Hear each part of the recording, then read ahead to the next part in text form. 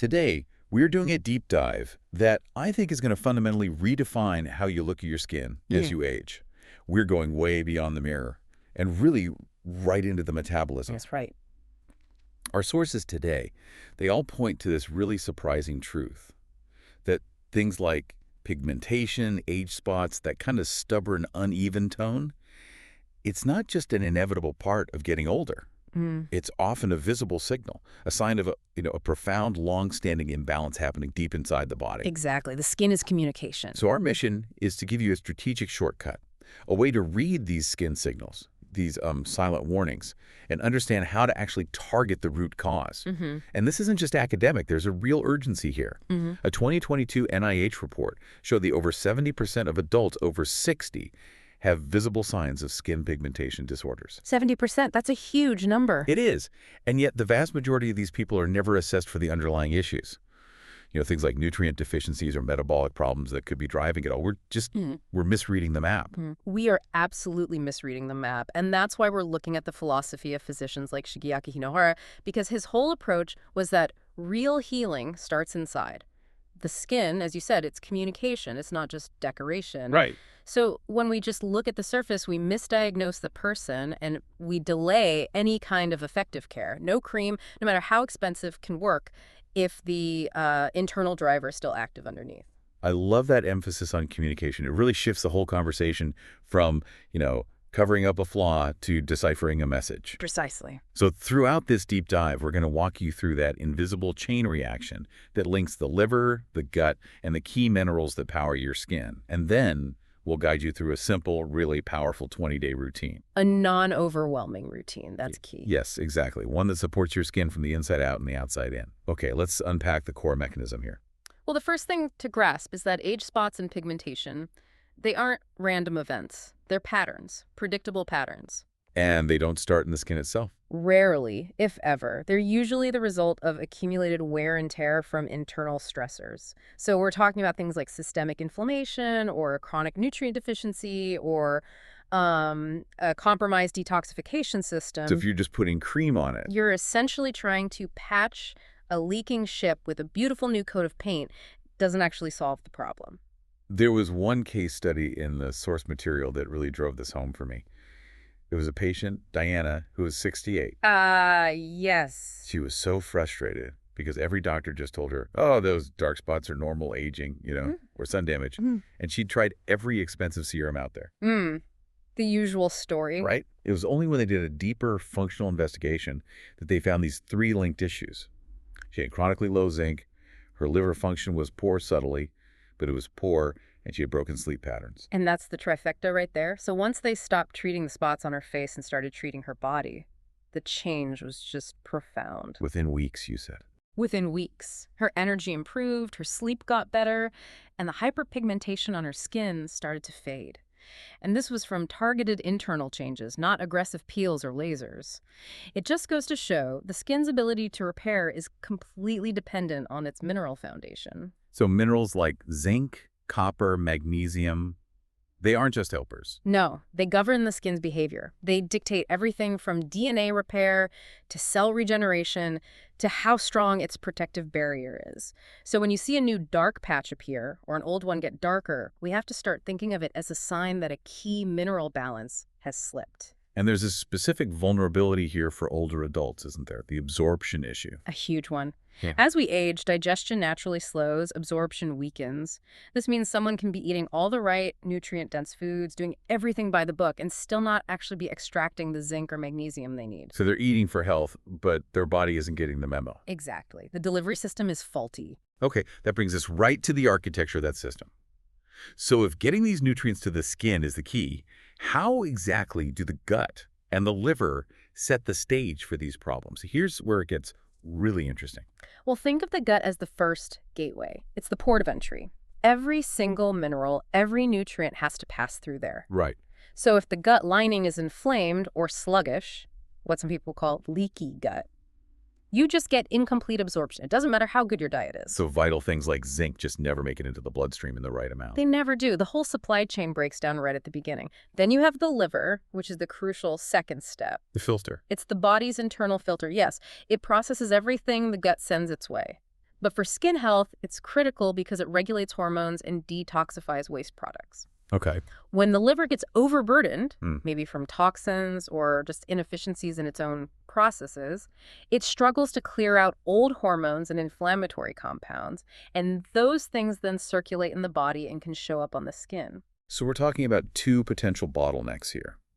The gut is failing to let the good stuff in, and the liver is failing to get the bad stuff out. That is the perfect way to summarize it. And the aha moment for so many people is realizing the age-related part of this. The biology of it. Yes.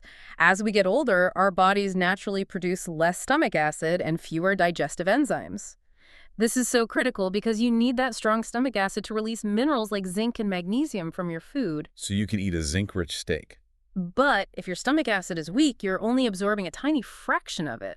And then that undigested food adds to the liver's burden. It's a vicious cycle. It paints a picture of a system that really needs strategic support, not just more fuel. Right. So if that's the foundation, the body must be giving us some quiet warnings long before a lab test shows a major deficiency.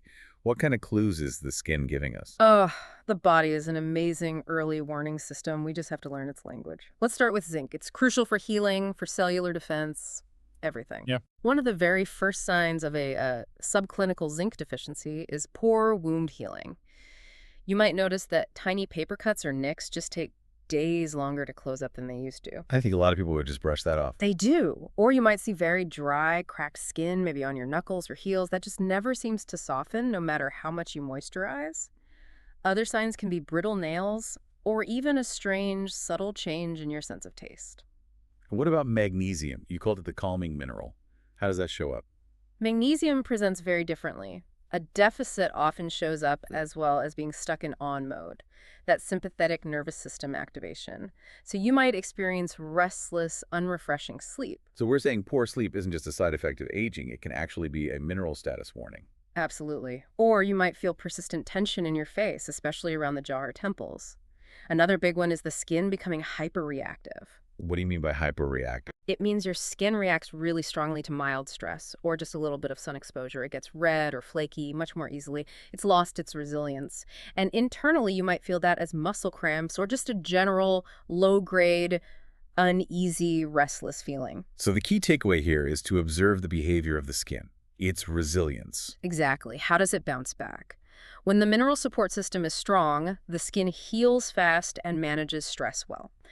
When that system breaks down, that's when the pigmentation, the roughness, the dullness sets in. It's lost its ability to cope. Let's pivot to action then, that 20-day reset. For someone in their 60s or 70s, you mentioned the priority has to be consistency, not extremity. So what are the key elements? Okay, so this whole routine is about consistency and removing stressors. The first external step is, and this might sound a bit radical, to temporarily eliminate the chemical overload from most commercial face products. All of them. The idea is to let the skin's natural rhythm, Yep. its microbiome, its lipid barrier, just reset itself without interference. Okay, but for our audience, eliminating all products means eliminating SPF. And that seems non-negotiable for preventing more hyperpigmentation. So how do we balance that? That is a critical point, a very important clarification. When we say eliminate commercial products, we mean the complex serums, the harsh washes, the multi-step routines, not the absolute fundamentals. Got it. So during this 20-day reset, sun protection needs to be simple and mechanical. A wide-brimmed hat, big sunglasses, and avoiding the sun during peak hours. If you must use a sunblock, switch to the purest, simplest, mineral-based zinc oxide cream you can find. No chemical filters, no perfumes. Simple is the rule. And for cleansing? For gentle cleansing, the recommendation is to replace your morning face wash with cold raw milk. The lipids are soothing, and the natural enzymes provide a very gentle exfoliation without stripping away your protective oils. Okay, and then you mentioned something called medicated ice. What exactly is that? It sounds a little intense. It does, but it's not a formal pharmaceutical product. In the source material, it's referring to a traditional cooling anti-inflammatory compress. Think of it like a cryotherapy pack, but infused with specific natural extracts like potato juice, milk, licorice, things that soothe. So the principle is what matters. Using cooling to bring down inflammation and improve circulation, but with gentle, natural compounds. Exactly. The focus is on simple external support that cools and nourishes. This allows the skin to rest and respond to the real work, which is the internal changes. And those are the non-negotiables. These are the non-negotiables. First, start every morning with warm lemon water. It's not a magic pill, but it's a simple biohack. It wakes up digestion and encourages bile flow from the liver, which is key for clearing out toxins. And what about the dietary shifts? For these 20 days, a very focused reduction in added sugar. And this is not about calories. Sugar creates inflammation, and it actually binds with your collagen, making your skin structure stiff. Yeah, that disrupts zinc absorption, which we just talked about. It directly disrupts zinc absorption. So by cutting added sugars, you're immediately lowering inflammation and making those crucial minerals more available to your skin. And at the same time? At the same time, you significantly boost your intake of high-quality protein. Protein provides the literal building blocks, the amino acids, for cell repair. Simple swaps work best. Replace a sugary evening snack with buttermilk or add a boiled egg to breakfast. Okay, I want to address the sugar thing again, but this time with fruit. A lot of people worry about the sugar in fruit, but vitamin C is so crucial for brightening the skin. What's the strategy here? You are so right to bring that up. Vitamin C is absolutely essential. It helps preserve collagen, and it actively brightens skin by interfering with melanin production. The strategy is all about pairing and selection. So not all fruits are created equal in this context. Exactly. I'd recommend leaning into lower glycemic fruits. Think berries, apples, citrus fruits like oranges. They deliver all those powerful antioxidants without a big insulin spike. And the sweeter ones? I'd be cautious with fruits like grapes, mangoes, or very ripe bananas, especially if someone is already managing blood sugar. The advice is usually 2 servings a day of those lower glycemic options, and this is key. Always pair the fruit with a protein source. Like a handful of nuts or some yogurt. Precisely. It buffers the sugar absorption and keeps your insulin response steady. So it's strategy and pairing, not avoidance. That makes perfect sense. Now let's connect the final dots here. How do sleep, inflammation, and magnesium really work together on stubborn pigmentation? Sleep is the single most important time for bodily repair, period. And that entire repair process, from DNA restoration to making new collagen, is dependent on having enough magnesium. Because it's the calming mineral. It is. It shifts your nervous system out of that fight or flight mode and into the rest and digest mode that's necessary for healing. So more magnesium equals deeper sleep. Deeper, more restorative sleep, which immediately lowers systemic inflammation overnight. This gives your skin cells the quiet, stable environment they need to regenerate and correct those pigmentation errors. And without enough magnesium, The body just stays in this low-grade state of stress all night long. That chronic inflammation is devastating for skin clarity.